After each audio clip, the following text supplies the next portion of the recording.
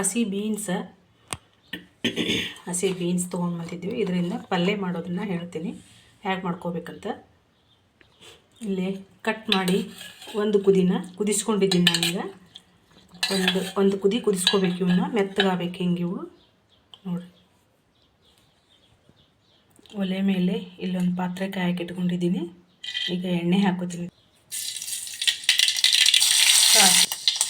ಬೆಳ್ಳುಳ್ಳಿ ಸ್ವಲ್ಪ ಕರಿಬೇವು, ಟೊಮೆಟೊ,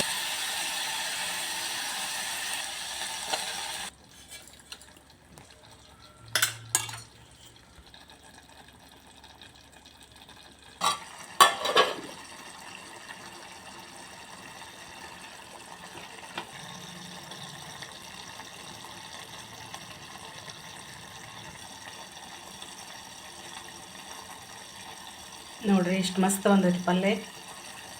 ಬೀನ್ಸ್ ಪಲ್ಯ. ಬೀನ್ಸ್ ಸೋಸ್ಕೊಂಡು ಹೆಚ್ಕೊಂಡು ಕುದಿಸ್ಕೊಂಡು ಇಟ್ಕೊಂಡಿದ್ದೇವೆ ಅಂತಂದ್ರೆ 5 ನಿಮಿಷನಾಗ ಪಲ್ಯ ಆಗಿಬಿಡ್ತದೆ ನೋಡ್ರಿ. ನೀವು ಈ ರೀತಿ ಒಂದು ಸರ್ತಿ ಟ್ರೈ ಮಾಡಿರಿ. ಫಸ್ಟ್ ಟೈಮ್ ಯಾರು ನೋಡ್ತಿರ್ತೀರ ನನ್ನ ಚಾನಲ್ನ ಸಬ್ಸ್ಕ್ರೈಬ್ ಮಾಡ್ಕೊಂಡು ನೋಡಿರಿ.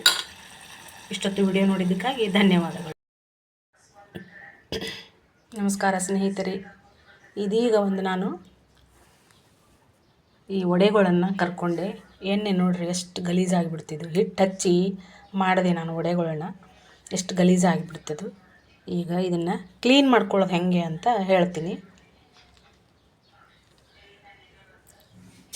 ನೋಡಿರಿ. ಇದು ಹಸಿ ಶುಂಠಿ ಚೂರುಗಳನ್ನ ಎರಡು ಹಾಕಿಬಿಡ್ಬೇಕು ಹಿಂಗೆ.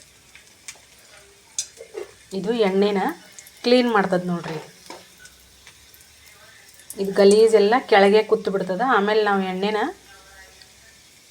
ಸೋಸ್ಕೊಂಡ್ಬಿಡ್ಬೇಕು. ಆರಿದ ಮೇಲೆ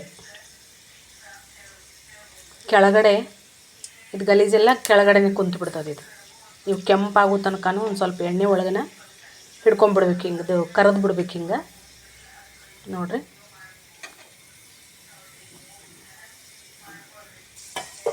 ಎರಡು ಚೂರುಗಳನ್ನು ತೆಕ್ಕೊಂಡ್ಬಿಡ್ಬೇಕು ಹಿಂಗೆ. ಈಗ ಗ್ಯಾಸ್ ಆಫ್ ಮಾಡ್ಕೊಂಡ್ಬಿಡ್ತೀನಿ.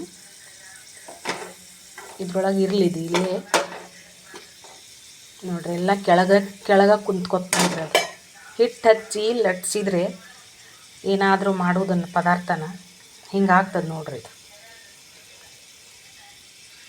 ಈಗ ಇದನ್ನು ತಕ್ಕೊಂಡ್ಬಿಡ್ತೀನಿ ನಾನು. 6ರಿಂದ ಎಣ್ಣೆನ ಸೋಸ್ಕೊಂಡ್ಬಿಡ್ತೀನಿ.